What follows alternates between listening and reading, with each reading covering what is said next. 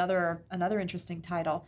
And then we have one about the new left. The subtitle is really that's the striking point.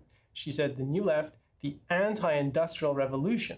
And if people remember their history, the Industrial Revolution was a momentous period in human civilization of bringing enormous wealth and industry and so forth, and revolutionizing the world in every respect. She says the new left, which everyone heralded as this is the blossoming of freedom in society, the liberation of all mankind.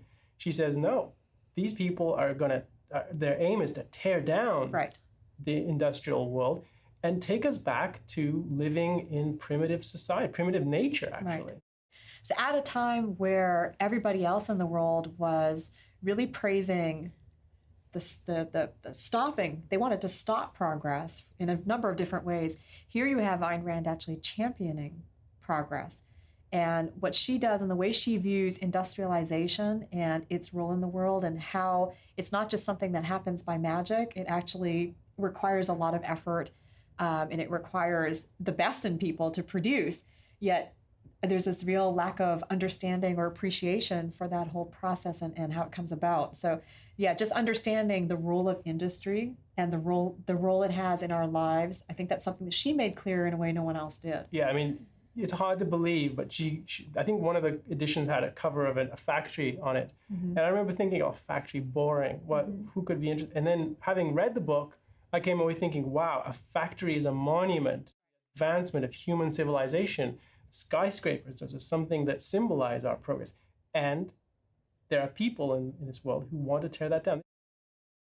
Now, you may not be able to tell this from the title of the collection, but Ayn Rand herself said that this collection she wrote for college students and for people who work with college students. It's for those people who are looking for a voice of reason to turn to. And you can understand that better if you realize that at the time, there were massive student protests and a lot of concern about what's happening to the next generation. She says to understand these upheavals, you have to understand what's happening in the schools, the impact of progressive education as an ideology, and in the university. You have to understand the role of and the impact of ideas from the left, particularly the new left, and how that shapes people's actions and views. Now, part of the reason she appears to be able to see these issues in a way that nobody else is she placed a certain value on philosophy. And actually, the last of her nonfiction titles that I